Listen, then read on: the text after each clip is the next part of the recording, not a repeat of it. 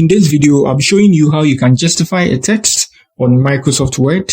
So a Word file, and you want to justify your text them inside. So what you need to do is you first select the part you want to justify. So let's use this for the tutorial. So let me select this part here. Good, I'm done with the selection. So after that, you move to this ribbon or tab, anyhow you call it, and then add the paragraph section here. You can see this. This is justify, or you can press Ctrl+J, and then automatically you do that. After you select the portion here, you can just press Ctrl+J and you're good to go. So now let's tap on that. Good. And now it's done. So now we've added the justify to this portion of the text. So if you want to do it for, a lot of text in a file, so this is an 11-page file, you just put your cursor inside and a Ctrl+A. Now you do that for every text.